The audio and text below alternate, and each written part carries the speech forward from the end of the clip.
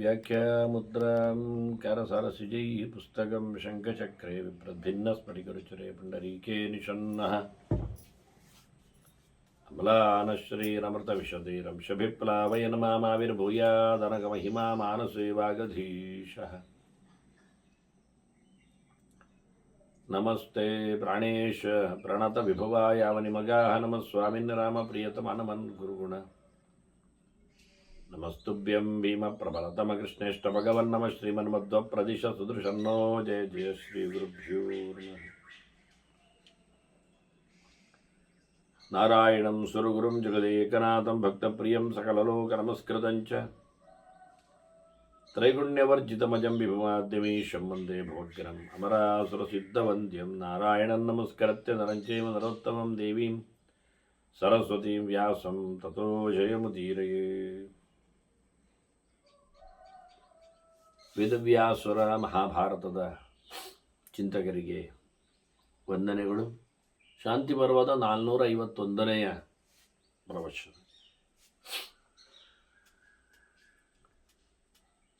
ವಸುಮಂತನಿಗೆ ಭೃಗುವಂಶದ ಋಷಿ ಹೇಳಿರತಕ್ಕ ಮಾತುಗಳನ್ನು ಭೀಷ್ಮರು ಧರ್ಮರಾಜನಿಗೆ ತಿಳಿಸ್ತಾರೆ. ಸಾಮಾನ್ಯವಾಗಿ ಮೈಯಲ್ಲಿ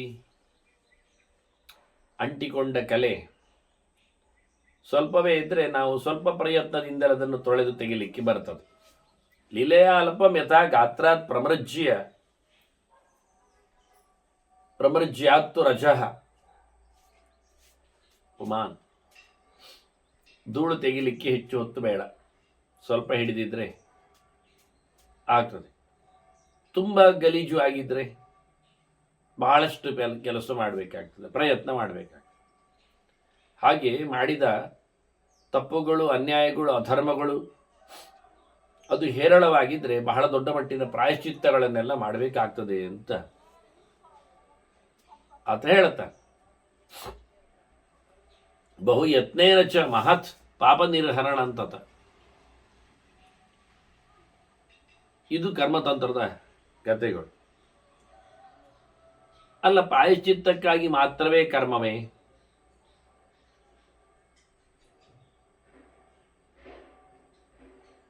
ಪ್ರಾಯಶ್ಚಿತ್ತಕ್ಕೆ ಅಲ್ಲದೆ ಜಪದ ಅನುಷ್ಠಾನಗಳು, ವಿಶೇಷವಾಗಿ ಹೋಮ ಹವನಗಳು, ವ್ರತ ನಿಯಮಗಳು ನಡೆಸುವಂತಿಲ್ಲವೇ? ಉಂಟವ? ಇದೆ. ಹಾಗಾದರೆ ಕಥೆ ಏನು ಪ್ರಾಯಶ್ಚಿತ್ತ ಕರ್ಮಗಳದ್ದು? ಅಯ್ಯ, ಅದು ಜನ್ಮಾಂತರದಲ್ಲಿನ ಬಹಳ ದೊಡ್ಡದಾಗಿರತಕ್ಕಂತಹ ಸಾಧನೆ ಮಾರಾಯ, ಲಾಭ ಅದು. ಅಲ್ಲಿ ನಮಗೆ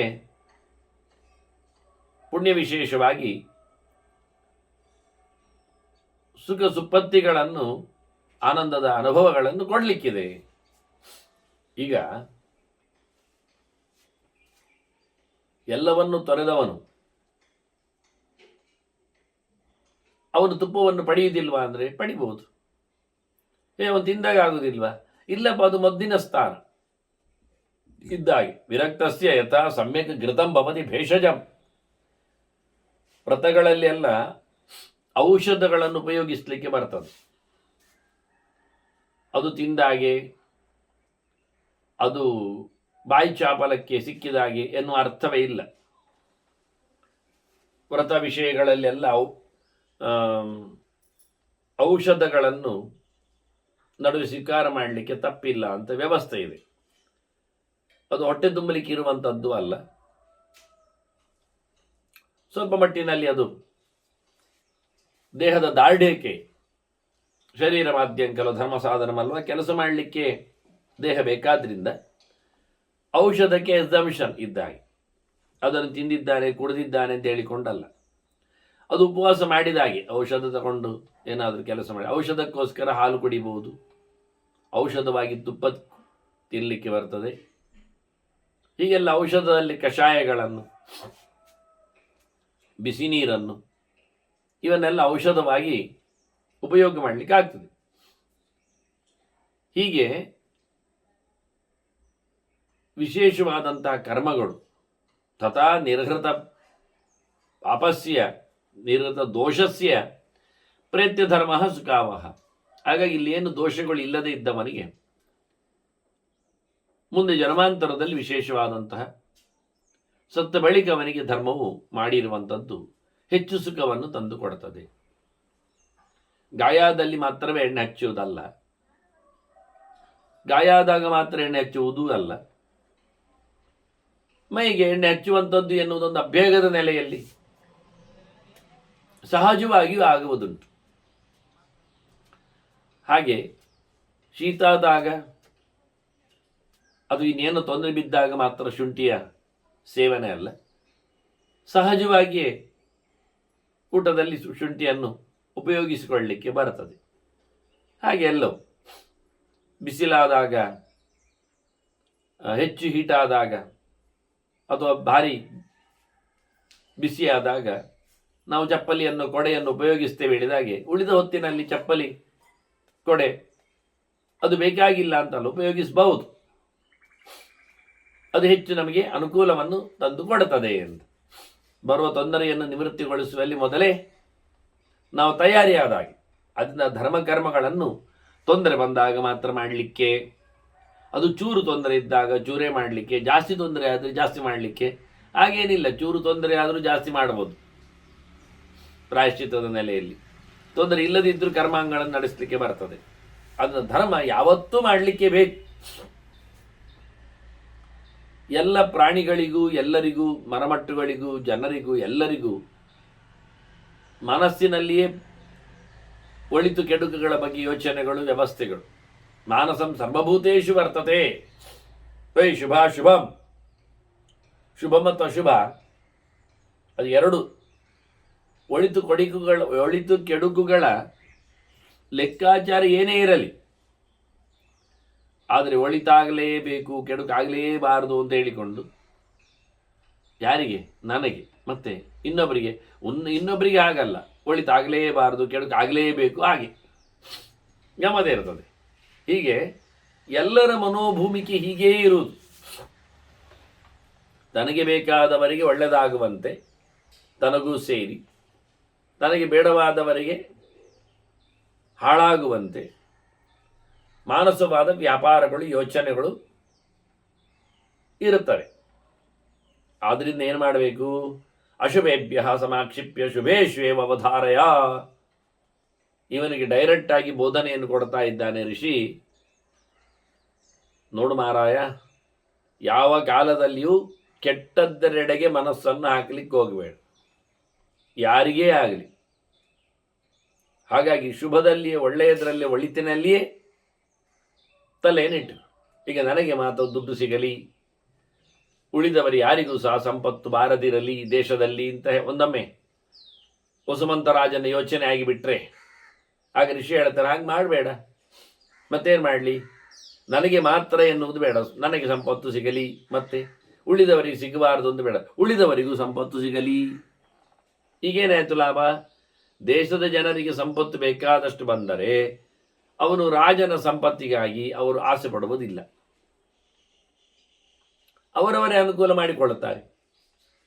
ಆಯಾ ಊರಿನವರು, ಆಯಾ ಕೇರಿಯವರು, ಆಯಾ ಹಳ್ಳಿಯವರು, ಆಯಾ ಗ್ರಾಮದವರೇ ಅವರಿಗೆ ಬೇಕಾಗಿರತಕ್ಕಂತಹ ಸಾಮಾನ್ಯ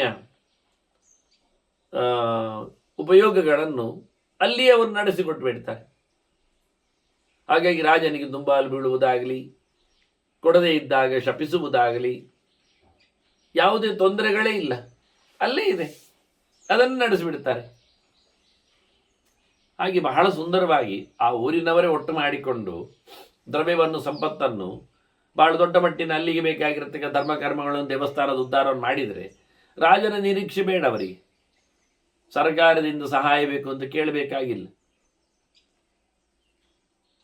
ಹೀಗೆ ಬಹಳ ಚಂದವಾಗಿ ಎಲ್ಲರಿಗೂ ಸಿಗುವಂತೆ ಒಳ್ಳೆಯದು ಆಗಲಿ ಹೇಳಿಬಿಟ್ಟು, ನನಗೆ ಮಾತ್ರ ಆರೋಗ್ಯ ಅಲ್ಲ, ಇಡೀ ಲೋಕಕ್ಕೆ ಆರೋಗ್ಯ ಬರಲಿ, ಏನು ಕಮ್ಮಿ ಆಯಿತು, ಏನು ತೊಂದರೆ ಆಯಿತು? ಒಂದೊಮ್ಮೆ ನನಗೆ ಮಾತ್ರ ಆರೋಗ್ಯ ಇರಲಿ, ಊರಿಗೆಲ್ಲ ರೋಗ ಬರಲಿ ಅಂದರೆ ಆ ರೋಗ ಇವನಿಗೆ ಮತ್ತೆ ಅಂಟುವುದಿಲ್ವ? ಹುಡುಕ್ತಾ ಒಂದು. ಹೀಗೆ ನನಗೆ ಮಾತ್ರ ಒಳ್ಳೆ ಬುದ್ಧಿ ಬರಲಿ, ಉಳಿದವರಿಗೆಲ್ಲ ಕೆಟ್ಟ ಬುದ್ಧಿ ಬರಲಿ, ಬಹಳ ಒಳ್ಳೆಯದು. ಹಾಗೆ ಯೋಚನೆ ಮಾಡಿಕೊಂಡು ದಾರಿಯಲ್ಲಿ ನಡೆಯಿರಿ. ನನಗೆ ಮಾತ್ರ ಒಳ್ಳೆ ಬುದ್ಧಿ, ಉಳಿದವರಿಗೆಲ್ಲ ಕೆಟ್ಟ ಬುದ್ಧಿ ಬರಲಿ ಅಂತ ಹೇಳಿಕೊಂಡು ದಾರಿಯಲ್ಲಿ ಉದ್ದಕ್ಕೆ ಹೋದರೆ ಉಳಿದವರೆಲ್ಲ ಸೇರಿ ನಿಮಗೆ ಕೊದಂಟಿಯಲ್ಲಿ ಹೊಡಿತಾರೆ. ಯಾಕೆ ನೀನೇ ಹೇಳಿದ್ದು ಎಲ್ಲರಿಗೆಲ್ಲ ಕೆಟ್ಟ ಬುದ್ಧಿ ಬರಲಿ. ಕಲ್ಲು ಹೊಡಿತಾರೆ, ಬಟ್ಟೆ ಎಳಿತಾರೆ, ಟೊಪ್ಪಿ ಹಾಕ್ತಾರೆ, ಕಾಲಿ ಎಳಿತಾರೆ, ಬೆನ್ನಿಗುದುತ್ತಾರೆ, ಮೈಮೇಲೆ ಉಗುಳುತ್ತಾರೆ, ಬೆಂಕಿ ಎಸಿತಾರೆ, ಏನೆಲ್ಲ ಮಾಡಬೇಕು ನಿಮಗೆ? ಆದ್ದರಿಂದ ಊರಿನವರಿಗೆಲ್ಲ ಒಳ್ಳೆ ಬುದ್ಧಿ ಬರಲಿ ಅಂತ ನಾವು ಮೊದಲು ಹೇಳಿ ಮತ್ತೆ ನನಗೂ ಒಳ್ಳೆ ಬುದ್ಧಿ ಬರಲಿ ಹೇಳಬೇಕು. ಇವ ಹೇಳಿಕೊಡ್ತಾನೆ, ಅಶುಭೇಭ್ಯ ಸಮಾಕ್ಷಿಪ್ಯ, ಎಲ್ಲಿಯೂ ಯಾರಿಗೂ ಸಹ ತೊಂದರೆ ಆಗದಂತೆ ತಲೆಯನ್ನು ಓಡಿಸಿಕೊಂಡು ಶುಭೇಶ್ವೇವ ಅವಧಾರೆ. ಯಾವತ್ತು ನೋಡಿದರೂ ಪಾಸಿಟಿವ್ ಥಿಂಕಿಂಗ್, ಧನಾತ್ಮಕವಾದ ಚಿಂತನೆ. ಒಳಿತಾಗಲಿ, good wills always you share it ಅಂತ ಎಲ್ಲರಿಗೂ ಇದನ್ನು ಹಂಚು ನೀನು. ಲೋಕ ಸಮಸ್ತ ಸುಖಿನೋ ಭವಂತು. ಚೆನ್ನಾಗಿದೆ. ಇಡೀ ಮಂದಿಗಳು ಆರಾಮವಾಗಿರಲಿ ಅನ್ನುವ ಪ್ರಾರ್ಥನೆ ಇದನ್ನು ಹೇಳಿಯೇ ಆಗಿರುವಂಥದ್ದು. ಎಲ್ಲ ದೇವಾಲಯಗಳಲ್ಲಿಯೂ ಸಹ ಅವರು ಸರ್ವೇ ಜನ ಸುಖಿನೋ ಭವಂತು ಅಂತಲೇ ಹೇಳೋದು. ನಮ್ಮ ಕಮ್ಯುನಿಟಿಯವರು, ನಮ್ಮ ಊರಿನವರು, ನಮ್ಮ ಫ್ಯಾಮಿಲಿಯವರು, ನಮ್ಮ ದೇವರ ಭಕ್ತರು ಅನ್ನುವ ಎಲ್ಲಿಯೂ ಸಂಕೋಚ ಇಲ್ಲ. ಹೀಗಾಗಿ ಈ ಪ್ರಾರ್ಥನೆಗಳು, ಈ ಘೋಷಣೆಗಳು ಇದು ಹೇಗೆ ತಾನೇ ಸೆಕ್ಯುಲರಿಸಮ್ ಅಂತ ಹೇಳಿಕೊಳ್ಳುವ ವ್ಯಾಪ್ತಿಯಲ್ಲಿ ಅಥವಾ ಒಂದು ದೃಷ್ಟಿಯಿಂದ ಕೋಮು ಪ್ರಚೋದನೆ ಅನ್ನುವ ನೆಲೆಯಲ್ಲಿ ಎಲ್ಲಿ ಆಗ್ತದೆ? ಈ ಪ್ರಾರ್ಥನೆ ಬರಬೇಕಾದ್ರೆ ನಾವು ಪೂಜೆಗೆ ಕಾಯಬೇಕು, ಆನಂತರ ದೇವರ ಹತ್ರ ಪ್ರಾರ್ಥನೆ ಮಾಡೋದು. ಪೂಜೆ ಆಗುವಾಗ ಪೂಜೆಗಾಗಿ ಅನುಕೂಲಕರವಾದ ವಾತಾವರಣಕ್ಕೆ ನಾವು ಬಿಟ್ಟುಕೊಡಬೇಕು. ಪಂಚವಾದ್ಯಗಳ ಮೇಳನಗಳು ಇದೆಲ್ಲ ಕಿರಿಕಿರಿ, ಮಂತ್ರ ಎಲ್ಲ ಕೇಳಬಾರದು. ಅತ್ತಿತ್ತು ಹೋಗುವಾಗ ಸರೋವರದಲ್ಲಿ ಶುಚಿಯನ್ನು ಕಾಪಾಡಬಾರದು, ಅಲ್ಲೇ ಬಿಸಾಡುವುದು ಕಸ, ಅಲ್ಲೇ ಹೇಸಿಗೆ ಹಾಕುವುದು, ಇದೆಲ್ಲ ಮಾಡಿದರೆ ಈ ಪ್ರಾರ್ಥನೆ ಎಲ್ಲಿ ಬರ್ತದೆ ಸೊಗಸಾಗಿ? ಕಾಲೇ ವರ್ಷದ ಪರ್ಜನ್ಯ ಅಂತ ಹೇಳಿಕೊಂಡು ಮಳೆ ಬರಲಿ, ಅದು ನನ್ನ ತೋಟಕ್ಕೆ ಮಾತ್ರ ಹೇಳಿದ್ದಾರೆ ಯಾರಾದರೂ? ನಮಗೆ ಬೇಕಾದಾಗ ಮಾತ್ರ ಅಂತ ತಿಳಿಸ್ತಾರ? ಸಮಯಕ್ಕೆ ಸರಿಯಾಗಿ ಮಳೆ ಬರಲಿ, ಬೆಳೆ ಬೆಳೆಯಲಿ, ರೋಗ ರುಜಿನಗಳು ಹೋಗಲಿ, ನೆಮ್ಮದಿ ಇರಲಿ, ಒಳ್ಳೆ ರೂಲು ಅಂದರೆ ಆಡಳಿತ ಬರಲಿ, ಇದೆಲ್ಲ ತಪ್ಪ? ಈ ಪ್ರಾರ್ಥನೆ, ವಿಶಾಲವಾದ ಪ್ರಾರ್ಥನೆ ಒಂದೊಮ್ಮೆ ಎಲ್ಲ ಮತದವರಿಗೂ ಉಂಟು ಅಂತಾಗಿಬಿಟ್ರೆ, ಅವರ ಕೊನೆಯಲ್ಲಿ ಕೇಳುವ ಪ್ರಾರ್ಥನೆಯಲ್ಲಿ ಎಲ್ಲ ಮತದವರಲ್ಲಿಯೂ ಇದೇ ಪ್ರಾರ್ಥನೆ, ಎಲ್ಲ ಧರ್ಮದಲ್ಲಿಯೂ ಇದೇ ಪ್ರಾರ್ಥನೆ, ಮಾಸ್ ಸಾಮಾಜಿಕವಾದ ಸಮಷ್ಟಿಯಾದ ಪ್ರಾರ್ಥನೆ ಆದರೆ ಅಪದೇಭ್ಯ ಶಾಂತಿ, ದ್ವಿಪದೇಭ್ಯ ಶಾಂತಿ. ಎಷ್ಟು ಗಮ್ಮತ್ತು ನೋಡಿ. ಚತುಷ್ಪದೇಭ್ಯ ಶಾಂತಿ, ಬಹುಪದೇಭ್ಯ ಶಾಂತಿ. ಯಾರು ಹೇಳ್ತಾರೆ ಇದು? ಕಾಲಿಲ್ಲದವರಿಗೆ, 2 ಕಾಲಿನವರಿಗೆ, 4 ಕಾಲಿನವರಿಗೆ, ಹೆಚ್ಚು ಕಾಲಿನವರಿಗೆ ಒಳಿತಾಗಲಿ. ಕಾಲಿಲ್ಲದವುಗಳು ಅಂದರೆ ಇವೆಲ್ಲ ಹಾವು, ಹುಳ, ಇವಕ್ಕೆಲ್ಲ ಕಾಲಿಲ್ಲ, ತೆವಳಿಕೊಂಡು ಹೋಗ್ತಾವೆ ಬ್ಯಾಕ್ಟೀರಿಯಾಗಳೆಲ್ಲ. ಅದು 2 ಕಾಲಿನದ್ದು. 2 ಕಾಲಿನದ್ದು ಮನುಷ್ಯರು ಆಗ್ತಾರೆ, ಹಕ್ಕಿಗಳು ಆಗ್ತಾರೆ. 4 ಕಾಲಿನದ್ದು ಪ್ರಾಣಿಗಳು ಆಗ್ತಾರೆ. ಮುಖ್ಯವಾಗಿ ಹೆಚ್ಚು ಕಾಲಿನವುಗಳದ್ದು ಕ್ರಿಮಿಕೀಟಗಳು, ಅವುಗಳಿಗೆಲ್ಲ ಹೆಚ್ಚು ಕಾಲುಗಳು, 8, 10, 6 ಎಲ್ಲ, ಜೇಡ, ದುಂಬಿ. ಇದು ಈ ವಾಕ್ಯ ಪದಗತವನ್ನು ಅರ್ಥ ಮಾಡಿಕೊಂಡದ್ರಿಂದ, ಹೋಗುವವುಗಳು ಅಂತ ಇಟ್ಟುಕೊಂಡದ್ರಿಂದ ನಾನು ಈ ಪ್ರಾಣಿಗಳನ್ನು, ವ್ಯಕ್ತಿಗಳನ್ನು, ವಿಷಯಗಳನ್ನು ತೋರಿಸಿಕೊಟ್ಟೆ. ಹೋಗದವುಗಳು ಅಂದಾಗ, ಅಪದೇಭ್ಯ ಅಂದಾಗ ಕಾಲಿಲ್ಲದವುಗಳಲ್ಲ, ಹೋಗದವುಗಳು ಅಂತ ಅರ್ಥ ಆಗ್ತದಾಗ ಆಗ ಮರಮಟ್ಟುಗಳು ಬರ್ತವೆ. ಮತ್ತು ಹೋಗುವವುಗಳು ಅಂತ ಅರ್ಥ ಮಾಡಿಕೊಂಡ್ರೆ 2ರಲ್ಲಿ ಹೋಗುವುದು, 4ರಲ್ಲಿ ಹೋಗುವುದು, ಹೆಚ್ಚರಲ್ಲಿ ಹೋಗುವುದಂದ್ರೆ ವಾಹನಗಳೆಲ್ಲ ಬರ್ತವೆ. ಸ್ಕೂಟರು, ಕಾರು, ಲಾರಿ ಎಲ್ಲ ಸಿಗ್ತದೆ.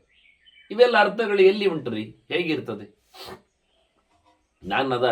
ನನ್ನ ವಾಹನ ಪೂಜೆಯಲ್ಲಿ ಪರ್ವ ಸಮೀಕ್ಷೆಯಲ್ಲಿ ಹಾಕಿದ್ದೇನೆ, ನಾನು ತಿಳಿಸಿಕೊಟ್ಟಿದ್ದೇನೆ. ಇವನ್ನೆಲ್ಲ ಪ್ರಾರ್ಥನೆಯನ್ನು ವೇದೋಕ್ತವಾಗಿ ನಡೆಸಿಕೊಡುತ್ತಾರೆ. ಇಲ್ಲಿ ಯಾರಿಗಾದರೂ ಗಡ್ಡ ಬಿಟ್ಟವರು ಸಾಯಲಿ, ಟೊಪ್ಪಿ ಹಾಕಿದವರು ಹೋಗಲಿ, ಸೊಂಟ ಬಿಟ್ಟವರು ಮುರಿದಿರಲಿ, ಕೇಳಿದ್ದಾರೆ, ಹೇಳುತ್ತಾರೆ. ಅದನ್ನು ಯಾವ ಮತದವನು, ಯಾವ ದೇವಳದಲ್ಲಿ, ಯಾವ ನೆಲೆಯಲ್ಲಿ ಯಾರನ್ನು ಬೇಕಾದರೂ ಹೇಳಿಕೊಳ್ಳಿ. ಅವನ ವಿನಂತಿ, ಅವನ ಧೋರಣೆ ಮಾಸ್ ಸಮಷ್ಟಿ ಎಲ್ಲಿ ಒಳಿತಾಗುವಂತೆ ಶಾಂತಿಯನ್ನು ಕಾಪಾಡಿಕೊಳ್ಳುವಂತೆ ಇರಬೇಕು. ಅದು ಕ್ರಿಯೆಯಲ್ಲಿಯೂ ಬರಬೇಕು. ಇದನ್ನು ಮುಂದೆ ಈ ಋಷಿ ಬಹಳ ಜೋರಾಗಿ ಅದನ್ನು ತಿಳಿಸಿಕೊಡುತ್ತಾನೆ. ಅದನ್ನು ಬಹಳ ಸುಂದರವಾಗಿ ಹೇಳಿದವ. ಯಾವತ್ತು ನೋಡಿದ್ರೂ ತಪ್ಪು ಕಲ್ಪನೆಗಳನ್ನು ಮಾಡಿಕೊಳ್ಳಬೇಡ. ಹಾಗಾದ್ರೆ ಎಂತ ಮಾಡುವ ನೋಡಿ, ಇದು ಒಂದು ದೊಡ್ಡದಾದ ಒಂದು ಮಾತು ಅವನಿಗೆ.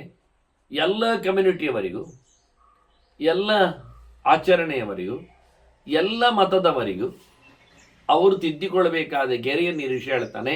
ಸರ್ವಂ ಸರ್ವೇಣ ಸರ್ವತ್ರ ಕ್ರಿಯಮಾಣಂಚ ಪೂಜೆಯ. ಇದರಷ್ಟು ಫ್ಲೆಕ್ಸಿಬಲ್ ಆದ ಒಂದು ಧರ್ಮ ನೋಟ, ಉಪದೇಶದ ಗೆರೆ ಇನ್ನೊಂದಿಲ್ಲ. ಪುರಾಣಗಳಲ್ಲಿ ಅನೇಕ ಕಡೆ ಇಂಥ ಮಾತುಗಳು ಬರ್ತವೆ, ಬರೋದಿಲ್ಲ, ವೈಯಕ್ತಿಕವಾಗಿಯೂ ಬಂದಿದೆ. ಇದನ್ನು ಬಹಳ ಚೆನ್ನಾಗಿ ನೋಡಿ. ಸರ್ವಂ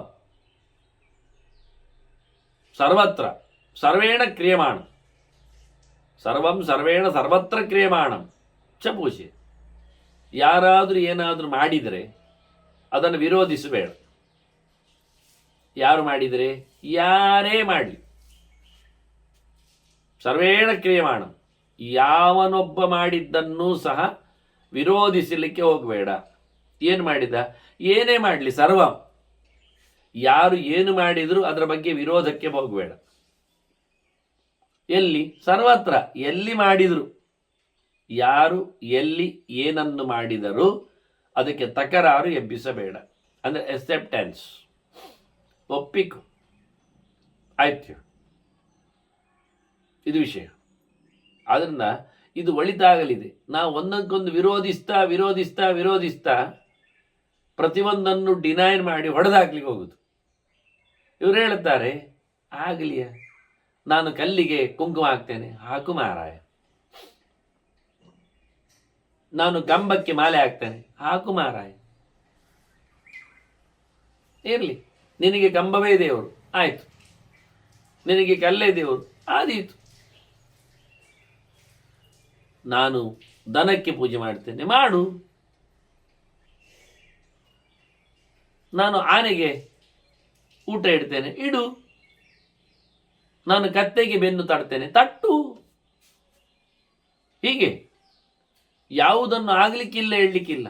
ನೀನು ನನ್ನಲ್ಲಿಗೆ ಬಾ, ನಾನು ಹೇಳಿದಂತೆ ನೋಡು, ನನ್ನಂತೆ ಮುಸುಕು ಹಾಕೋ, ನನ್ನಂತೆ ಎಳೆದಾಡು, ಇಲ್ಲಾದರೆ ನಿನ್ನನ್ನು ಬಡಿತೇನೆ. ಹಾಗೆಲ್ಲ ಇಲ್ಲ, ಅದಾಗುವುದಿಲ್ಲ. ಯಾರು ಏನು ಮಾಡಿಕೊಂಡರೂ ಯಾರಿಗದು ಹಿಂಸೆ ಆಗುವುದಿಲ್ಲ ಆಗಿದ್ದರೆ, ತೊಂದರೆ ಕೊಡುವುದಿಲ್ಲ ಆಗಿದ್ದರೆ ಖಂಡಿತವಾಗಿ ಅದನ್ನು ಒಪ್ಪಿಕೊಂಡು ಸುಮ್ಮನಿರು, ಚೆನ್ನಾಗಿರ್ತದೆ ಅಂತ. ಅವರವರ ದಾರಿ ಅವರವರಿಗೆ, ಅವರವರ ಯೋಗ್ಯತೆ. ಕೃಷ್ಣನ್ ಹೇಳಿದ್ದ ಹಾಗೆ ಅಲ್ವಾ, ಯೋ ಯೋ ಯಾಯಂ ತನುಭಕ್ತ ಶ್ರದ್ಧೆಯಾರ್ಜಿಸ್ತತಿ ತಸ್ಯ ತಸ್ಯ ಅಚಲಾಮಿಷಂತ ತಮೇವ ವಿದದಾಮ್ಯಹಂ. ಎಂಥದ್ದು ಮಾರಾಯ, ಯಾವುದಕ್ಕೆ ಕೈ ಮುಗಿತಾನೆ, ಮುಗಿಲಿ ಮಾರಾಯವ. ಕೃಷ್ಣ ಹೇಳ್ತಾನೆ, ಅವನಿಗೆ ಮುಗಿಯುವಂತೆ ಮಾಡಿದ್ದೆ ನಾನು, ಆಯ್ತಾ, ಮುಗಿದುಕೊಳ್ಳಿ. ನೋಡ್ತಾನೆ, ಕೇಳ್ತಾನೆ, ತಿಳ್ಕೊಳ್ತಾನೆ, ಬೆಟರ್ ವೇ ಯಾವುದು ಅಂತ ದಾರಿಗೆ ಬರ್ತಾನೆ. ಇಲ್ಲ, ಬೇಡ, ಅಲ್ಲೇ ಇರಲಿ, ಇದರಿಂದ ತೊಂದರೆ ಇಲ್ಲಲ್ಲ. ನಿನಗೆ ನಿನ್ನ ಪೂಜೆ ಮಾಡಲಿಕ್ಕೆ ಅಡ್ಡಿ ಇಲ್ಲ, ಅವನಿಗೆ ಅವನದ್ದು ಚಿಂತನೆಗೆ ತಕರಾರಿಲ್ಲ, ಮುಗೀತಲ್ಲ. ಹಾಗಾಗಿ ಪ್ರತಿಯೊಬ್ಬರದ್ದು ಅವರವರಿಗೆ ಅವರದ್ದೇ ದೊಡ್ಡದು ಮತ್ತು ದೊಡ್ಡ ವಿಷಯ. ಹೆತ್ತಬ್ಬೆಗೆ ಹೆಗ್ಗಣವೇ ಮುದ್ದು ಹೇಳಿದ ಹಾಗೆ ಮತ್ತೆ. ಆದ್ದರಿಂದ ಹಾಗೆ ಇರಬೇಕು, ಹೀಗೆ ಆಗಬೇಕು, ಅದೇ ಬರಬೇಕು, ಇದೇ ಇರಬೇಕು ಅನ್ನತಕ್ಕಂತಹ ಹೇರಿಂಗ್, ದ್ವೇಷ ಅದು ಸಲ್ಲ. ರಾಜನಿಗೆ ಹೇಳಿಸಿದ ಮಾತು ಇದು. ಎಲ್ಲವನ್ನು ಸಮತಟ್ಟಾಗಿ ಸಮಭಾವದಿಂದ ಪರಿಗ್ರಹಿಸಲಿಕ್ಕೆ ಉಂಟು. ಒಬ್ಬರಿಗೆ ಹಾಡೇ ರುಚಿ, ಹಾಡಲಿ, ಅದಕ್ಕೂ ಅನುದಾನ ಇರಲಿ. ಇನ್ನೊಬ್ಬನಿಗೆ ಕುಣಿಯುವುದರಲ್ಲೇ ಚಟ ಇರಲಿ, ಅವನಿಗೂ ನಿನ್ನ ಅನುದಾನ ಬರಲಿ.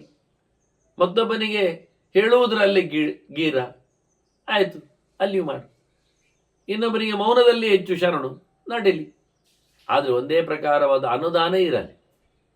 ಎಲ್ಲೆಡೆಯೂ ಎಲ್ಲವನ್ನೂ ಮನ್ನಿಸುವ, ಒಪ್ಪುವ ವ್ಯವಸ್ಥೆಯಲ್ಲಿ ಅದು ಸುಣ್ಣ ಬೆಣ್ಣೆ ಆಗುವ, ವೈಷಮ್ಯ ಬರುವ, ಸ್ವಾರ್ಥ ಎಣಿಕಬಾರದು. ಅವನ ಹಾಡಿನಿಂದ ಇವನ ಕುಣಿತಕ್ಕೆ ಧಕ್ಕೆ ಬರಬಾರದು, ಇವನ ಕುಣಿತದಿಂದ ಅವನ ಮೌನಕ್ಕೆ ವಿರೋಧ ಆಗಬಾರದು, ಇವನ ಮೌನದಿಂದ ಅವನ ಮಾತಿಗೆ ಅಡ್ಡ ಇಡಬಾರದು. ಅವರವರದ್ದು ಅವರವರಲ್ಲಿ, ಅಲ್ಲಲ್ಲಿ. ಸಿನಿಮಾ ಮಂದಿರದೊಳಗೆ ಕಿವಿ ಗಡಗಚ್ಚುವ ಸದ್ದಿನಂತೆ ಹೊರಗೆ ಬಂತ ಕಾಮ್ ಆ್ಯಂಡ್ ಕ್ವೈಟ್. ಸಿನಿಮಾ ನೋಡದವರಿಗೆ, ಕೇಳದವರಿಗೆ ಹೊರಗಿನ ಒಂದೂ ಸದ್ದು ಇಲ್ಲ, ನೋಟ ಇಲ್ಲ. ಹಾಗೆ ಎಕ್ಸ್ಕ್ಲೂಸಿವ್. ಆ ರೀತಿಯಾಗಿ ಪ್ರತಿಯೊಬ್ಬರ ಧರ್ಮ ಅವರ ಚೌಕಟ್ಟಿನಲ್ಲಿ, ಅವರ ಪಾಳೆಯದಲ್ಲಿ, ಅವರ ವ್ಯವಸ್ಥೆಯಲ್ಲಿ ಎಲ್ಲಿಯೂ ಬಲಾತ್ಕಾರ ಇಲ್ಲದೆ, ಯಾವುದನ್ನು ಬಲಾತ್ಕರಿಸದೆ, ಎಲ್ಲವನ್ನು ವಿಶಾಲ ಹೃದಯದಿಂದ ಒಪ್ಪಿಕೊಳ್ಳುವ ಬಹಳ ಅದ್ದೂರಿಯಾದ ಚಿಂತನೆ, ಬಹಳ ಸುಂದರವಾಗಿ ಇದನ್ನು ಹೇಳಿಬಿಟ್ಟವ. ಹೇಳಲಿಕ್ಕೆ ಸುಲಭ, ಸೂತ್ರಗಳು ಅಪ್ಲೈ ಮಾಡುವಾಗ ಸೋಲ್ತೇವೆ. ಪುರಾಣಗಳಲ್ಲಿ ಬರುವಾಗ, ಅದೇ ಕೃಷ್ಣ ಹೇಳುವಾಗ ಇದನ್ನು ಏಕತ್ರ ಫೋಕಸ್ ಮಾಡಿದವ, ಮನೆಗೆ ತಂದ ಇವ. ಮನೆಯಲ್ಲಿ ಒಬ್ಬ ವ್ಯಕ್ತಿ ತಟಸ್ಥನಾಗಿ ಸಂಬಂಧವನ್ನು ಕಳಚಿಕೊಳ್ಳುವಂತೆ ಇರುವುದಾಗಿದ್ದರೆ, ಅನಾಸಕ್ತಿ ಯೋಗದಲ್ಲಿ ಇರುವುದಾಗಿದ್ದರೆ, ಏನು ಮನೆ ಮಂದಿ ಹೇಳುತ್ತಾರ ಅದನ್ನು ಆಯ್ತು ಹೇಳ್ಬೇಕಂತೇವ. ಮತ್ತೆ ಊರಿನ ಕತೆ ಮತ್ತೆ ಬಿಡಿ, ಇದನ್ನು ನೀವು ಸಣ್ಣ ವಿಷಯಕ್ಕೆ ಬನ್ನಿ. ಒಂದು ಮನೆಯಲ್ಲಿ ಇರತಕ್ಕ ಯೂನಿಟ್ ಎಷ್ಟಿರ್ತದೆ ನೀವೇ ಹೇಳಿ. ಒಂದು ಮನೆ ಅಂದಾಗ, ಇವತ್ತು ಒಂದು ಮನೆ ಅಂದಾಗ ನಾವು ಮಂಡೆಯನ್ನು ಲೆಕ್ಕ ಹಾಕೋದು ಬಹಳ ಕಡಿಮೆ ಅಂತ ಹೇಳಬಹುದು. ಮನೆಯ ಕೋಣೆಗಳು ಹೆಚ್ಚು ಹೊರತು ಮಂದಿಗಳು ಕಮ್ಮಿ, ಏನೇ ಇರಲಿ. ಆದರೆ ಮನೆಯಲ್ಲಿ ಶಾಂತಿ ನೆಲೆಸಬೇಕಾದರೆ ಅಲ್ಲಿ ಪ್ರತಿಯೊಬ್ಬರೂ ಅವರ ಧೋರಣೆಗಳನ್ನು ಮಾನ್ಯ ಮಾಡಬೇಕು, ಕಾರ್ಯರೂಪದಲ್ಲಿ ತರಬೇಕು. ಯದ್ವದಂತಿ ಯದಿಚ್ಛಂತಿ, ಏನು ಹೇಳುತ್ತಾರೆ, ಏನು ಇಷ್ಟಪಡ್ತಾರೆ ಅದನ್ನು ಅನುಮೋದಯತ ನಿರ್ಮಮಃ ಅಂತ, ಅದನ್ನು ಆಯಿತು ಅಂತ ಹೇಳಿ ಯಾವುದೇ ಮಮಕಾರ ಇಲ್ಲದೆ, ದ್ವೇಷ ಇಲ್ಲದೆ ಒಪ್ಪಿಬಿಟ್ರೆ ಉಂಟಲ್ಲ, ಬಹಳ ಚಂದವಾಗಿ ನಡೀತದೆ. ನಿರಂತರವಾಗಿ ಅದರ ಲೋಪದೋಷಗಳು ಅವರಿಗೆ ಕಾಣುತ್ತವೆ, ಅದನ್ನು ಬಿಟ್ಕೊಡ್ತಾರೆ, ಅದನ್ನು ತಿದ್ದಿಕೊಳ್ತಾರೆ, ಅದನ್ನು ಪರಿಗಿಸ್ತಾರೆ. ಹೇಳಲಿಕ್ಕೆ ಹೋದರೆ ಒಂದು ಲೋಪ, ಒಂದು ದೋಷವನ್ನು ಹೇಳಿದರೆ, ಒಂದು ಗುಣವನ್ನು, ಒಂದು ವೈಭವವನ್ನು ಅದನ್ನು ಅದರ ಮೇಲೆ ತರ್ಕದಲ್ಲಿ ನಿಲ್ಲಿಸಿ ತೋರಿಸ್ತಾರೆ. ಹಾಗಾಗಿ ಏನಿಲ್ಲ, ಇವತ್ತು ಚಪಾತಿ ಆಗಲಿ ಮುಗಿದೋಯ್ತು. ಇಲ್ಲಿ ಇವತ್ತು ಚಪಾತಿ ಬೇಡ, ಇವತ್ತು ದೋಸೆ ಮಾಡುವ ಅಂದರೆ ಯಾರು ಒಯ್ದು ಒಂದು ಕೂತ್ಕೊಳ್ತಾರೆ, ಶುರು ಆಗುತ್ತೆ. ಯಾರು ಕಡಿದುಕೊಳ್ಳಿಕ್ಕುಂಟು ಕ್ವಶನ್ ಬರುತ್ತೆ. ಅದು ಈಗ ಒಳ್ಳೇದಿಲ್ಲ, ಈಗ ತಿಂದರೆ ಅಜೀರ್ಣ ಹೆಚ್ಚಾಗ್ತದೆ, ಶುರು ಮಾಡ್ತಾರೆ. ಹೀಗೆ ತರ್ಕಕ್ಕೆ ಕೊನೆ ಇಲ್ಲ. ಬೇಡ ಆಯ್ತು, ಅದು ಬೇಡ, ಹಾಗಾದರೆ ಸೇಮ್ ಆಗಿರಲಿ, ಅದಕ್ಕೆ ಮತ್ತೆ ತಕರಾರು ಬರ್ತದೆ. ಹಾಸ್ಟೆಲಲ್ಲಿ ಒಂದು ಆಗಿತ್ತಲ್ಲ, ದಿನ ಅಲ್ಲಿ ಅವನು ವರ್ಮೆಸಲ್ಲಿ ಚಿತ್ರಾನ್ನ ಮಾಡಿ ಹಾಕುದಂತೆ. ಹಾಸ್ಟೆಲಲ್ಲಿ 10-50 ಜನ ಇದ್ದಾರೆ ಹುಡುಗರು, 100ರವರೆಗೆ ಇದ್ದಾರೆ ಇಟ್ಕೊಳ್ಳಿ. ಇದು ಏನಾಯಿತು, ಸುಮಾರು ವಾರಕ್ಕೆ 4-5 ದಿನ ಶೇಮಗೆ ತಿನ್ನಲಿಕ್ಕೆ ವರ್ಮೆಸಲ್ಲಿ ಬರ್ತದೆ. ಬೇಗವೇ ಎಂಥದ್ದು ಮಾಡಲಿಕ್ಕೆ ಆಗ್ತದೆ, ನೂಡಲ್ಸ್ ಸ್ಟೈಲಲ್ಲಿ ಎಂತ ಮಾಡಿ ಹಾಕ್ತಾರೆ ಚಿತ್ರಾನ್ನ. ಅದರಲ್ಲಿ ಅಲ್ಲಿನ ಒಂದು 20-25 ಹುಡುಗರಿಗೆ ಅದು ಇಷ್ಟ, ಅವರನ್ನು ಖುಷಿಪಟ್ಟು ತಿಂದಾಕ್ತಾರೆ. ಉಳಿದವರಿಗೆಲ್ಲ ನಾ ಖುಷಿ, ಉಳಿದವರೆಲ್ಲ ಒಂದಿಷ್ಟು ಚೂರ್ಚೂರೆ ತಿನ್ನೋದನ್ನು ಹೇಟ್ ಮಾಡ್ತಾರೆ. ಸರಿ, ಬಹಳ ಸಮಯ ಆಯಿತು, ಕಂಪ್ಲೇಂಟ್ ಬಂತು ಮಾಲಕರಿಗೆ, ಇವರಿಗೆಲ್ಲ ಗಲಾಟೆ ಎದ್ದಿತು. ಕೊನೆಗೆ ಎಲ್ಲ ವಿದ್ಯಾರ್ಥಿಗಳು ಕಂಪ್ಲೇಂಟ್ ಮಾಡಿದರು, ಬಬ್ಬೆ ಹೊಡೆದರು. ಈ 25 ವಿದ್ಯಾರ್ಥಿಗಳು ಮಾತಾಡಲಿಕ್ಕೆ ಬರಲಿಲ್ಲ, ಯಾಕೆ ಅವರು ಒಪ್ತಿದ್ರು, ಅಕ್ಸೆಪ್ಟ್ ಮಾಡ್ತಿದ್ರು. ಅವರು ಅದನ್ನು ಚಿತ್ರಾನ್ನ ಅಂತ ಇಷ್ಟಪಟ್ಟು ತಿಂತಿದ್ರು. ಹಾಗಾಗಿ ಅವರ ಗಲಾಟೆ ಇಲ್ಲ. ಆದರೆ ಬರುವಾಗ ಎಲ್ಲರೂ ಇರ್ತಾರೆ. ಮತ್ತು ಉಳಿದ 75 ಜನರದ್ದು ಕೂಗಿತ್ತು. ಚಿತ್ರಾನ್ನ ವಿರೋಧಿಗಳು 75 ಮೆಂಬರ್ಸ್, ಅಂದರೆ 75% ಆ ಲೆಕ್ಕದಲ್ಲಿ. ಗದ್ದಲೆಲ್ಲ ಮುಗಿದ ನಂತರ ಸರಿ, ಹಾಗಾದರೆ ಪ್ರತಿಯೊಬ್ಬರು ಚೀಟಿ ಹಾಕಿ ಬಾಕ್ಸಿಗೆ, ಏನು ಮಾಡಬೇಕು ಅಂತ ನಿಮಗೆ ತಿನ್ನಲಿಕ್ಕೆ. ಹಾಸ್ಟೆಲ್ ಅವರದ್ದು, ದುಡ್ಡು ಅವರದ್ದು, ಹಾಸ್ಟೆಲ್ ಅಂದರೆ ಮಾಲೀಕನದ್ದು, ಇರುವುದವರು ದುಡ್ಡವರದ್ದು, ಮಕ್ಕಳದ್ದು. 8-10 ವರ್ಷ ಇರ್ತಾರೆ ಅಥವಾ 5 ವರ್ಷ ಇರ್ತಾರೆ ಇಟ್ಟುಕೊಳ್ಳೋ. ಪ್ರತಿ ವರ್ಷದ ಕಥೆಯನ್ನು ಇಟ್ಟುಕೊಳ್ಳೋದು. ಪ್ರತಿ ವರ್ಷ ಆದರೂ 300 ದಿನ ಆಗಬೇಕಲ್ಲ ತಿನ್ನುವಲ್ಲಿ, 300-350 ದಿವಸ ತಿನ್ನಲಿಕ್ಕಿರುತ್ತೆ.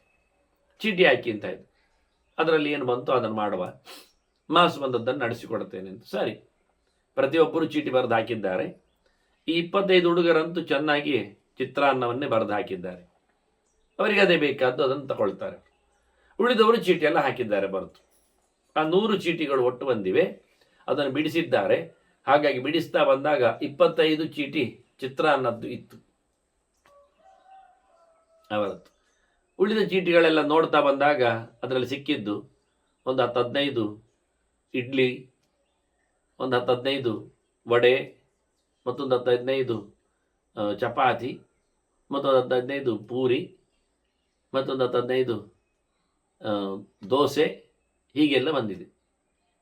ಹಾಗಾಗಿ 10-15 ಪ್ರತಿಯೊಂದರಲ್ಲಿ ನೋಡ್ಲಿಕ್ಕೆ ಹೋದರೆ ಇಡ್ಲಿ, ಪೂರಿ, ದೋಸೆ, ಆನಂತರ ಪಲಾವು ಮತ್ತು ಇನ್ನೇನು ವಡೆ, ಇವೆಲ್ಲ ನೋಡ್ಲಿಕ್ಕೆ ಹೋದರೆ 15ರ ಪ್ರಕಾರ 5-6 ಐಟಮ್ಗಳಿಗಾಗುವಾಗಲೇ 90 ಚೀಟಿ ಆಗ್ತದೆ. ಆಗಲೇ ಇಲ್ಲ. ಅದಕ್ಕೆ 15 ಹೇಳಿದ್ದು ನಾನು, 10 to 15. ಯಾವುದು 20 ಕ್ರಾಸ್ ಆಗಲಿಲ್ಲ. ಈಗ ಹೇಳಿದ ಚೀಟಿ ಪ್ರಕಾರದಲ್ಲಿ 25% ಚಿತ್ರಾನ್ನವೇ ಬಂದಿದೆ. ನಾಳೆಯಿಂದ ಯಥಾ ಪ್ರಕಾರ ಚಿತ್ರಾನ್ನ ಪ್ರತಿನಿತ್ಯ ಮಾಡಲಾಗುವುದು ಅಂತ ಹೇಳಿಬಿಟ್ಟು. ಹೇಗುಂಟು ಕತೆ? ಇದು ನಮ್ಮ ಇವತ್ತಿನ ಜ್ವಲಂತ ಮತದ ದೌಲತ್ತು.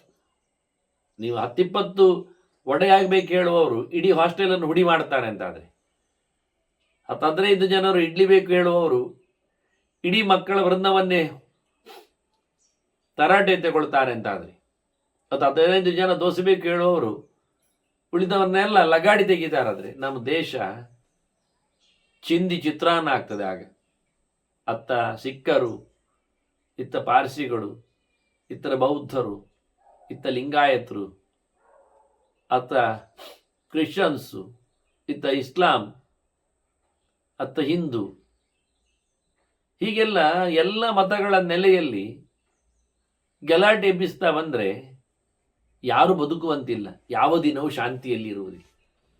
ಅದನ್ನು ಮೊದಲ ಬಾರಿ ಹೇಳಿದ, ಮನೆಯಲ್ಲಿ ಇರುವ 2-3-4 ತಲೆಯಲ್ಲಿಯೇ ಒಂದು ತಲೆ ಒಪ್ಪಿದೆ ಅಂತ ಹೇಳಿದರೆ ಅಲ್ಲಿ ಇರೋದು 3 ತಲೆ ಯೋಚನೆ ಮಾಡಿ. 3 ತಲೆಯಲ್ಲಿ 3 ವಿಷಯ ಬಂದರೆ ಒಂದು ತಲೆ ತಟಸ್ಥ ಆಗಿಬಿಟ್ರೆ ಯಾವುದು ಆಗ್ಬೋದು ಹೇಳಿದರೆ ಮತ್ತೆ 2 ಇರುವುದು ತಲೆ.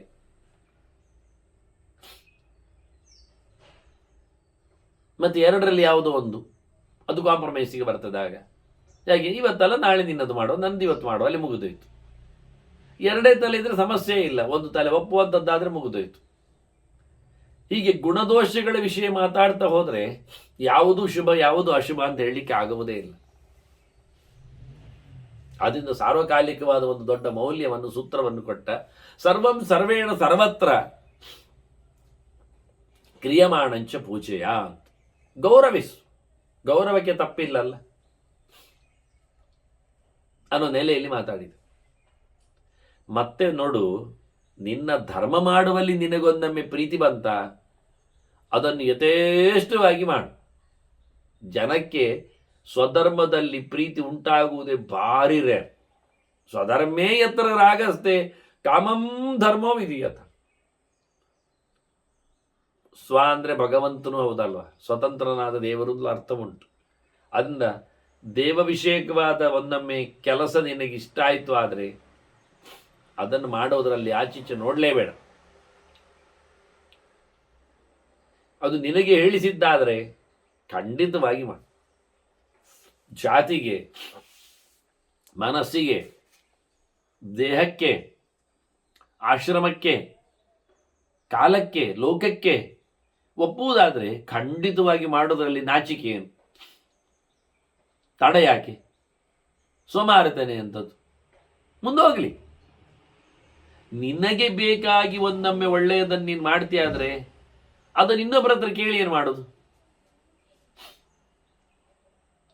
ಅದು ಒಳ್ಳೆಯದೇ, ಹಾಗೆ ಹೋಗಲಿ. ನಿನಗೆ ಬಹಳ ಚಂದವಾಗಿ ಸ್ವಧರ್ಮದ ಮೇಲೆ ಇದು ಪ್ರತಿಯೊಬ್ಬರಿಗೆ ಹೇಳಿದ ಮಾತು. ಅವರವರ ಪಾಲಿನ ಕೆಲಸವನ್ನು ನಿಯತ್ತಿನಲ್ಲಿ ಅವರು ಇಷ್ಟಪಟ್ಟು ಮುಂದುವರಿಸ್ತಾ ಹೋದರೆ ಎಷ್ಟು ಬೇಗನೆ ಅವರಿಗೂ ಶಾಂತಿ, ಲೋಕಕ್ಕೂ ಶಾಂತಿ ಅಲ್ವ, ಮನೆಗೂ ನೆಮ್ಮದಿ ಅಲ್ವ, ಊರಿಗೂ ಯೋಗ್ಯ ಅಲ್ವ. ಆದ್ದರಿಂದ ಮುಖ್ಯವಾಗಿ ನಿನಗೆ ಮಾಡಲಿಕ್ಕೆ ಧೈರ್ಯ ಇಲ್ಲ, ಗಟ್ಟಿತನ ಇಲ್ಲ, ಹುಂಬತನ, ಹೆಸಿಟೇಷನ್, ಪಲಾಯನವಾದ. ಮೊದಲು ಅದು ಶುರು ಮಾಡಿ, ಮನಸ್ಸು ಗಟ್ಟಿ ಮಾಡಿ ಮಾರಾಯ. ಅದರದಾತ್ಮನ್ ಧೃತೌತಿಷ್ಠ. ಕೃಷ್ಣ 3 ಪ್ರಕಾರದ ಧೃತಿಯನ್ನು, ಧೈರ್ಯವನ್ನು ಹೇಳಿದ. ಧೃತಿಸ್ಸ ಪಾರ್ಥ ತಾಮಸಿ ಅಂತ ಹೇಳಿಕೊಂಡು ತ್ರಿಗುಣಗಳ ಇನ್ಫ್ಲುಯೆನ್ಸ್ ಇರುವಂತೆ ಧೃತಿ ಹೇಗಿರುತ್ತದೆ ಅಂತ. ಹುಚ್ಚು ಧೈರ್ಯ, ತುಂಬ ಧೈರ್ಯ, ಕೆಟ್ಟ ಧೈರ್ಯ ಎಲ್ಲ. ಅದಾಗಲೇ ಬರುವಾಗಲೇ ಪಾಂಡವರನ್ನು ದ್ವೇಷ ಮಾಡಿದರು. 14 ವರ್ಷ, 15 ವರ್ಷ, 13 ವರ್ಷ ಪಾಂಡವರು ಹಸ್ತಿನಪುರಕ್ಕೆ ಬಂದಾಗ, ಹುಟ್ಟಿದನೆಂದರೆ ಬಂದಿರಲಿಲ್ಲ ಅವರು, ಆಗ ತಾನೇ ಬಂದದ್ದು. ಬರುವಾಗಲೇ ಅವರನ್ನು ಮಾತಾಡಿಸಬಾರದು ಅನ್ನೋ ನೆಲೆಯಲ್ಲಿ ಯೋಚನೆಗೆ ತಂದರು. ಪಾಂಡು ಹೋದ ಬಳಿಕ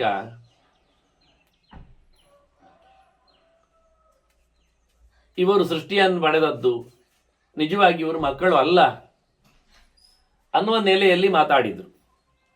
ಆದರೆ ವ್ಯಾಸರೇ ಬಂದು ಇವರು ನನ್ನ ಮಕ್ಕಳೇ, ನನ್ನ ಮೊಮ್ಮಕ್ಕಳೇ, ಪಾಂಡವಿನ ಮಕ್ಕಳೇ ಹೇಳಿಕೊಂಡು ಪಾಂಡವಿನ ಮನೆಗೆ ಇವನನ್ನು ಸಿಕ್ಕಿಸಿಬಿಟ್ರು ವಾಸ್ತವವಾಗಿ. ಹೀಗಾಗಿ ಪಾಂಡುರಾಜನ ಮಕ್ಕಳಾಗಿದ್ದರೂ ಪಾಂಡವರು ಅಂತ ಚಿಂತನೆಯಲ್ಲಿ ತಂದಿದ್ರು. ಬಹಳ ಒಳ್ಳೆಯ ರೀತಿಯಿಂದ ಅವರನ್ನು ಉಪಯೋಗಿಸಿಕೊಳ್ಬೇಕು, ಅವರನ್ನು ಇಟ್ಟುಕೊಳ್ಬೇಕು ಅಂತ ಮಾತಾಡಿಸಿಕೊಂಡರೂ ಅವರನ್ನು ವಿರೋಧಿಸಿದ್ರು. ಕೊನೆ ಗಳಿಗೆವರೆಗೂ ವಿರೋಧಿಸಿದ್ರು ಅವರು ವಾಸ್ತವವಾಗಿ. ಅಂತಹ ಒಂದು ವಿಚಿತ್ರವಾದಂತಹ ಹುಚ್ಚು ಧೈರ್ಯ, ಅವರನ್ನು ಕೆರೆಗೆ ಹಾಕುವ, ವಿಷ ಕೊಡುವ, ಅಲ್ಲದೆ ಅವರನ್ನು ಇಲ್ಲಿಂದ ಎತ್ತಿ ಹಾಕುವ, ಕೊನೆಗೆ ಗಳಿಸಿಕೊಟ್ಟ ಮನೆಯಲ್ಲಿ ಅವರನ್ನು ಬೆಂಕಿ ಹಾಕಿ ಪಡೆಯುವ ವಿಚಿತ್ರವಾದ ತೀರ್ಮಾನಕ್ಕೆ ಬಂದರು. ಅಂತಹ ಒಂದು ಹುಚ್ಚು ಧೈರ್ಯ, ಇದನ್ನು ಹೇಳಿದ್ದು ಧೈರ್ಯ. ಇವ ಹೇಳುತ್ತಾನೆ, ನೋಡು ನೀನು ಹಾಗೆ ಕೆಟ್ಟ ಧೈರ್ಯದನ್ನಿ ಮಾಡಬೇಡ, ನೀನು ಧೈರ್ಯದಿಂದ ದೂರವೂ ಇರಬೇಡ, ಧೀರನಾಗು, ಧೈರ್ಯವಂತನಾಗು, ಗಟ್ಟಿಯಾಗು. ಅಷ್ಟೇ ಅಲ್ಲದೆ ಅಬುದ್ಧೇ ಬುದ್ಧಿಮಾನ್ ಭವ. ಏಯ್ ಬುದ್ಧಿ ಇಲ್ಲ ನಿನಗೆ ಅಂತ ಹೇಳ್ತಾನೆ ಋಷಿ. ಚೆನ್ನಾಗಿ ನಿಶ್ಚಯ ಮಾಡತಕ್ಕಂಥ ಬುದ್ಧಿಯನ್ನು ಸಂಪಾದನೆ ಮಾಡಿ. ಅಪ್ರಶಾಂತ ಪ್ರಶಾಮ್ಯತ್ವ, ನಿನಗೆ ಶಾಂತಿ ಸಮಾಧಾನಗಳು ಇಲ್ಲ. ಹಾಗಾಗಿ ನೀನು ಪ್ರಶಾಂತನಾಗಿ ಭಗವಂತನೆಡೆಗೆ ನಿನ್ನನ್ನು ಮನಸ್ಸನ್ನು ಗಮನ ಕೊಟ್ಟು ಎಲ್ಲವನ್ನು ಶಾಂತಿಯಲ್ಲಿ ಸಮಾಧಾನದಲ್ಲಿ ಚಿಂತನೆ ಮಾಡುವಂತೆ ಆಗ. ಅಪ್ರಾಜ್ಞ ಪ್ರಾಜ್ಞಮಚ್ಚರ. ತಿಳುವಳಿಕೆ ಇಲ್ಲ, ತಿಳುವಳಿಕೆ ತುಂಬಿಸಿಕೋ, ತಿಳುವಳಿಕೆ ಉಳ್ಳವನಾಗಿ ಹೋಗು ನೀನು. ಭಗವಂತನ ಎಚ್ಚರ, ಅಂದರೆ ಪರಮಾತ್ಮ ಅಂತ ಅರ್ಥ ಅಲ್ಲ, ಉತ್ತಮ ಅಂತಲೂ ಅರ್ಥ. ಉತ್ತಮವಾದ ಎಚ್ಚರವನ್ನು ನೀನು ಸಂಪಾದನೆ ಮಾಡಬೇಕು. ತೇಜಸ ಶಕ್ಯತೆ ಪ್ರಾಪ್ತು ಉಪಾಯ ಸಹಚಾರಿಣ ಇಹಚ ಪ್ರೇತ್ಯಚ ಶ್ರೇಯ ತಸ್ಯ ಮೂಲಂ ಧೃತಿ ಪಾರ. ಎಲ್ಲದಕ್ಕೂ ಧೈರ್ಯ ಇದ್ದಲ್ಲಿ ನಮಗೆ ಉಪಾಯವೂ ಹೊಳಿತದೆ, ಉಪಾಯವು ನಮಗೆ ಸಹಕಾರವನ್ನು ಕೊಡುತ್ತದೆ. ಜೊತೆಯಲ್ಲಿ ನಮ್ಮ ಪ್ರಭಾವ, ನಮ್ಮತನ ಅದು ಕೆಲಸ ಮಾಡ್ತದೆ. ಅದರಿಂದ ಇಲ್ಲಿಯೂ ಲಾಭ, ಮುಂದೆಯೂ ಲಾಭ. ಹೀಗೆ ಬದುಕಿನ ಉದ್ದಕ್ಕೆ ಒಳ್ಳೆಯದನ್ನು ಪಡಿಬೇಕಾದ್ರೆ ಮನುಷ್ಯ, ಅದಕ್ಕೊಂದು ದೃಷ್ಟಾಂತ ಹೇಳ್ತಾನೆ ಋಷಿ. ಯಯಾತಿ ಇಲ್ವಾ? ಯಯಾತಿ ರಾಜನ ಕಥೆ ಏನು? ಆತ ತನ್ನ ಪುಣ್ಯತನವನ್ನು ಕಳ್ಕೊಂಡ ಅಂತ ತಿಳ್ಕೊಂಡ್ರು, ಕೆಳಗೆ ಬೀಳಲಿಕ್ಕೆ ಹೊರಟರು. ದೇವಲೋಕದಲ್ಲಿ ಅವನನ್ನು ಕೇಳುವಾಗ ಏನು ಹೇಳಿದ? ಸಜ್ಜನರ ನಡುವೆ ನನ್ನನ್ನು ಬೀಳಿಸಿಬಿಡು ಸಾಕಷ್ಟು ಅಂತ. ನೋಡಿ, ಇದು ಉಪಾಯ. ಉಪಾಯದ ಸಹಕಾರದಿಂದ ತನ್ನತನವನ್ನು ಕಳ್ಕೊಂಡಿದ್ರು ಅವನೇನೊಂದು ಪ್ರಭಾವ ಇತ್ತು, ಧೈರ್ಯ ವಹಿಸಿದ. ಬೀಳುವುದು ದೊಡ್ಡ ಸಂಗತಿ ಅಲ್ಲ. ಸ್ವರ್ಗದಿಂದ ಸುಖದ ರಾಶಿಯಿಂದ ಕೆಳಗೆ ಬೀಳುತ್ತಾನೆ ಅಹಂಕಾರದಿಂದ, ಗರ್ವದಿಂದ ಅಂತ ದೇವಲೋಕದಿಂದ ಅವನನ್ನು ದೂಡಿದರೂ ಧೈರ್ಯ ತಪ್ಪಿಸಿಕೊಳ್ಳಿಲ್ಲ. ಯಯಾತಿರಾಜ ಏನು ಧೈರ್ಯವಂತನಾದ ನೋಡು. ಎಷ್ಟು ಮೇರೆದ? ಬಿದ್ದರೂ ಬೀಳದೆ ತನ್ನ ಮಕ್ಕಳಿಂದಾಗಿ ಮತ್ತೆ ಪುಣ್ಯಾತ್ಮನಾಗಿ ಆತ ಸ್ವರ್ಗಕ್ಕೆ ತೆರಳಿದ್ದ. ಈಗ ಯಯಾತಿಯಂತೆ ನೀನು ಧೈರ್ಯವನ್ನು ಪಡಿಬೇಕು ಅಂತ ರಾಜನಿಗೆ, ಅಂದರೆ ಯಯಾತಿಯ ನಂತರದ ಚರಿತೆ ಆಯ್ತಿದ್ದು ವಾಸ್ತವವಾಗಿ ಬರ್ಲಿಕ್ಕೆ ಹೋದಾಗ ಜನಕ ರಾಜ. ಹಾಗೆ ಭೃಗುವಂಶದ ಋಷಿ ಅವನನ್ನು ಚಿಂತನೆಗೆ ತಂದ. ಅದರಿಂದ ಒಟ್ಟು ಆಗಬೇಕಾದ ಕತೆ, ಸೇರಬೇಕಾದ ನಿಯಮ ಏನು ಕೇಳಿದರೆ, ತಪಸ್ವಿನಾಂ ಧರ್ಮವತಾಂ ವಿದುಷಾಂ ಚ ಉಪಸೇವನಾತ್ ಪ್ರಾಪ್ಯತೆ ವಿಪುಲಾಂ ಬುದ್ಧಿಂ ತಥಾ ಶ್ರೇಯ ಅಭಿಪತ್ಸ್ಯತೆ. ನೀನೊಂದು 5 ನಿಮಿಷ ವಾಸ್ತವವಾಗಿ ಚಿಂತನೆಯನ್ನು ಗಟ್ಟಿ ಮಾಡಿಕೊಂಡ್ರೆ, ಅಂದರೆ ಯಾರಲ್ಲಿ ಸೇರಬೇಕು ಕೇಳಬೇಕು ಅಂದರೆ 2 ವಿಷಯ. ಯಾರು ನಿಜವಾಗಿ ತಿಳಿದಿರ್ತಾನೆ, ಯಾರು ಅದನ್ನು ಆಚರಣೆಯಲ್ಲಿ ತಂದಿರ್ತಾನೆ, ಅಂಥವರ ಜೊತೆ ಸೇರಬೇಕು. ವಿದುಷಾಂಚ ಉಪಸೇವನಾತ್, ಜ್ಞಾನಿಗಳ ಪಕ್ಕದಲ್ಲಿ ಬಾರದೇ ಇದ್ದಲ್ಲಿ, ಧರ್ಮವತಾಂಚ, ಆಚರಣೆಯನ್ನು ನಡೆಸಿದ್ದವಳೆ ತಿಳ್ಕೊಂಡಿದ್ದಾನೆ, ಏನು ಮಾಡ್ತಾ ಇಲ್ಲ ಅಂದರೆ ಪ್ರಯೋಜನ ಇಲ್ಲ. ನಮಗೂ ಅಷ್ಟೇ ಆಗತ್ತೆ. ಆಗ ತಿಳ್ಕೊಳ್ಳಿಕ್ಕೆ ಬರುತ್ತೆ, ನಡೆಸಲಿಕ್ಕೆ ಉದಾಸೀನ ಬರ್ತದೆ. ಅದಾಗ್ಲಿಕ್ಕಿಲ್ಲ, ನಡೆಸುವುದು ಬೇಕು. ನಡವಳಿಕೆ ಇದ್ದೇ ಅಂದ ತಕ್ಷಣ ಅದು ಮತ್ತೆ ಮೂಢವಾಗಿರಬಾರ್ದು, ದಡ್ಡವಾಗಿರಬಾರ್ದು. ಯಾರೋ ಹೇಳಿದಂತೆ ಕೇಳುತ್ತೇನೆ, ಅದು ಪ್ರಯೋಜನ ಇಲ್ಲ. ನೀನೇನು ಕೇಳಿದೆ, ನೀನೇನು ತಿಳ್ಕೊಂಡೆ, ಅದನ್ನ ಧರ್ಮವತಾಂ ವಿದುಷಾಂ ಧರ್ಮವತಾಂ, ತಿಳಿದವರ ಮತ್ತು ಉಳ್ಳವರ, ನಡವಳಿಕೆಯಲ್ಲಿ ಉಳ್ಳವರ, ಇದು 2 ಆಚಾರ ಮತ್ತು ವಿಚಾರಗಳು ಎರಡೊಟ್ಟಿದ್ದವರ ಸೇವೆ ಮಾಡಿದಾಗ ನಿನಗೆ ಅದರ ವಿಷಯ ಅರಿವಿಗೆ ಬರ್ತದೆ ಅಂತ ವಸುಮಂತನಿಗೆ ಹೇಳ್ತಾನೆ ಋಷಿ. ಇದರ ಎಡೆಯಲ್ಲಿ ಒಂದು ಮಾತು ಕೊಟ್ಟ, ತಪಸ್ವಿನಾಂಚ ಅಂತ. ಇದೊಂದು ಮುಖ್ಯವಾದ ಮುಖ. ತಪಸ್ಸು ಬಹಳ, ಕೃಷ್ಣ ಹೇಳಿದಂತೆ ಬಹಳ ಮುಖದಲ್ಲಿ ತಪಸ್ಸುಗಳಿವೆ, ಮಾತಿನ, ಮನಸ್ಸಿನ, ದೇಹದ ಅಂತ, ವ್ರತ ನಿಯಮಗಳ, ಉಪವಾಸಗಳ. ಹಾಗಾಗಿ ಆಚರಣೆಗಳಲ್ಲಿ ಬಹಳ ದೊಡ್ಡ ಮಟ್ಟಿನ ವೈಭವದ ಆಚರಣೆ ಆಗದೇ ಇರಲಿಕ್ಕೆ ಕಾರಣ ತಪಸ್ಸು ಅಂತ. ನಿಗ್ರಹ ಇರಲಿ ಅಂತ. ಅಷ್ಟೇ ಅಲ್ಲದೆ ತಿಳಿದವರು ಎಲ್ಲೆಡೆ ಸಿಗ್ತಾರೆ, ತಪಸ್ವಿಗಳು ಕಾಡಲ್ಲಿ ಮಾತ್ರ ಬರ್ತಾರೆ. ಆಚರಣೆಗಳಲ್ಲಿ ಗಟ್ಟಿತನ ಮಾಡಲಿಕ್ಕೆ ಅವರಿದ್ದಾರೆ. ಹಾಗಾಗಿ ತಪಸ್ವಿಗಳನ್ನು ನೋಡು, ಕಾಡು ಮೇಡುಗಳಲ್ಲಿ, ಗುಹೆ ಗಹ್ವರಗಳಲ್ಲಿ, ನದಿ ದೇವಲಗಳಲ್ಲಿ ಅವರ ಬೇಟೆಯಾಡು, ಅವರನ್ನು ಭೇಟಿ ಮಾಡು. ಅಲ್ಲಿಂದ ಮುಂದಕ್ಕೆ ನೀನು ಆಚರಣೆಯಲ್ಲಿ ನಿಂತವರಿದ್ದಾರೆ, ಇದು ಮುಖ್ಯವಾಗಿ ವೇದಜ್ಞರ ವೇದಾಂತಿಗಳ ಬೀಡು, ಅಲ್ಲಿ ಬರಬೇಕು, ಅಲ್ಲಿ ನೆಲೆಗೊಳ್ಳಬೇಕು. ಅದರೊಟ್ಟಿಗೆ ಮುಖ್ಯವಾದದ್ದು ಚಿಂತಕರು. ಇದು ಹೆಚ್ಚಾಗಿರುವಂಥದ್ದು ವಿದ್ಯಾಲಯಗಳು ವಾಸ್ತವವಾಗಿ. ಹಾಗಾಗಿ ಇಂತಹ ಸಮುದಾಯಗಳಲ್ಲಿ ಹೆಚ್ಚು ಜ್ಞಾನವುಳ್ಳವರು ಜ್ಞಾನಯೋಗಿಗಳು, ಹೆಚ್ಚು ಕರ್ಮವುಳ್ಳವರು ಕರ್ಮಯೋಗಿಗಳು, ಹೆಚ್ಚು ಅಂತರ್ಭಕ್ತರಾಗಿ ಜ್ಞಾನದಲ್ಲಿಯೂ ಕರ್ಮದಲ್ಲಿಯೂ ಕಾಣಿಸಿಕೊಳ್ಳದವರು ತಪಸ್ವಿಗಳು, ಅವರು ಭಕ್ತಿಯೋಗಿಗಳು ಅನ್ನೋ ನೆಲೆಯಲ್ಲಿಯೂ 3 ಯೋಗಗಳ ಹಸಾದದೊಂದಿಗೆ ನಿನ್ನ ಬದುಕಿರಬೇಕು ಅಂತ ಬಹಳ ಜೋರಾಗಿ ಅವನಿಗೆ ತಿಳುವಳಿಕೆಯನ್ನು ಕೊಟ್ಟು, ಇದರಿಂದ ಪ್ರಾಪ್ಸ್ಯತೆ ವಿಪುಲಾಂ ಬುದ್ಧಿಂ ತಥಾ ಶ್ರೇಯ ಅಭಿಪತ್ಸ್ಯತೆ, ಇದರಿಂದ ನಿನಗೆ ಒಳಿತಾಗತ್ತೆ, ನೀನನ್ನು ಗಮನದಲ್ಲಿ ತಂದಾಗ ನೀನು ಉದ್ಧಾರನಾಗ್ತಿ ಅಂತ ಅವನಿಗೆ ಚಿಂತನೆಯನ್ನು ಕೊಟ್ಟರು. ಹೀಗೆ ಬಹಳ ಚಂದವಾಗಿ ಧರ್ಮರಾಜನಿಗೆ ಭೀಷ್ಮರು ಹೇಳುತ್ತಾ, ಅವನು ಒಳ್ಳೆಯ ರೀತಿಯಿಂದ ಋಷಿಯಲ್ಲಿ ಪಾಠ ಕೇಳಿಕೊಂಡ. ವಿನಿವರ್ತ್ಯ ಮನಃ ಕಾಮಾತ್ಸ್, ಏನೋ ಬಯಕೆಗಳು, ರಾಜ ಅಂದ ತಕ್ಷಣ ಹಾಗೆ ಮರ್ಜಿ. ಹಾಗಾಗಿ ತನ್ನ ಎತ್ತರದಲ್ಲಿ ಬದುಕುವ ವೈಭವದ ಬದುಕಿನ ಕನಸು ಕಂಡ ರಾಜ ಇವ ವಸುಮಂತ ಅಂತ ಇರಬೇಕು. ಅದರಿಂದ ಹೇಳ್ತಾನೆ, ಅವನ ತಲೆ ಬಯಕೆಗಳಲ್ಲಿತ್ತು, ಬೇಕುಗಳಲ್ಲಿತ್ತು, ಅಭಿಲಾಷೆಗಳಲ್ಲಿತ್ತು, ಆಸೆಗಳಲ್ಲಿತ್ತು. ಅದನ್ನೆಲ್ಲ ಬಿಟ್ಟುಕೊಟ್ಟ. ಧರ್ಮೇ ಬುದ್ಧಿಂ ಚಕಾರಹ ಅಂತಾರೆ ಭೀಷ್ಮರು. ಮತ್ತವನು ಒಳ್ಳೆಯದು ಮಾಡುವುದರಲ್ಲಿ, ದೇವರ ಸೇವೆಯಲ್ಲಿ, ಧರ್ಮದ ನೆಲೆಯಲ್ಲಿ ತನ್ನ ಬುದ್ಧಿಯನ್ನು ಉಪಯೋಗಿಸಿಕೊಂಡ. ಬದುಕನ್ನು ವೈಭವೀಕರಿಸುವ ಬದಲಿಗೆ ತಾನಂದರೆ ಜೀವ. ಹಾಗಾಗಿ ದೇಹದ ವೈಭವದ ನೆಲೆಯನ್ನು ನಡೆಸಿಕೊಡದೆ ಜೀವನ ಉದ್ಧಾರಕ್ಕೆ ಅವನು ಪ್ರಯತ್ನ ಪಟ್ಟ. 2 ಪ್ರಕಾರಗಳಿವೆ. ಲೋಕ ದೇಹವನ್ನು ಪ್ರೀತಿಸ್ತದೆ, ಅವನನ್ನು ಗುರುತಿಸ್ತದೆ, ಅವನ ಮೆರವಣಿಗೆ ಮಾಡುತ್ತೆ. ಆದರೆ ವ್ಯಕ್ತಿ ಜೀವವನ್ನು, ತನ್ನನ್ನು ಗಮನಿಸಬೇಕು, ಅದರ ಉದ್ಧಾರ ಆಗಬೇಕು. ಹೀಗಾಗಿ ಮುಂದಕ್ಕೆ ರಾಜತನದ ವೈಭವಕ್ಕೆ ತೆರಳದೆ ತನ್ನತನದ ಆಸನಕ್ಕೆ ಒಳ್ಳೆಯದಕ್ಕೆ ಪ್ರಯತ್ನಿಸಿದ ಎಂದು ಹೇಳಿ ಭೀಷ್ಮರು ಧರ್ಮರಾಜನಿಗೆ ಮೋಕ್ಷ ಧರ್ಮದ ಅವನ ಚಿಂತನೆಯಲ್ಲಿ ಹೇಳಿದ್ದಾರೆ. ಮತ್ತೆ ಧರ್ಮರಾಜವರಲ್ಲಿ ಪ್ರಶ್ನೆ ಮತ್ತೆ ಒಂದಿಷ್ಟು ನಡೆಸಿಕೊಡ್ತಾನೆ. ಬಹಳ ಗಡುಸಾದ ಮಗುದೊಮ್ಮೆ ರೀತಿಯ ಮೋಕ್ಷ ಧರ್ಮದ ಚಿಂತನೆಯನ್ನು ಧರ್ಮರಾಜ ಭೀಷ್ಮರಲ್ಲಿ ಕೇಳ್ತಾನೆ. ಭೀಷ್ಮರು ಮತ್ತೆ ಅದಕ್ಕೆ ಉತ್ತರಿಸುವ ನೆಲೆಯಲ್ಲಿ ಅದನ್ನು ಮತ್ತೆ ಕೇಳುವ ವಂದನೆಗಳೊಂದಿಗೆ ಶ್ರೀಕೃಷ್ಣಾರ್ಪಣಮಸ್ತು. ನಾರಾಯಣ ನಾರಾಯಣ ನಾರಾಯಣ.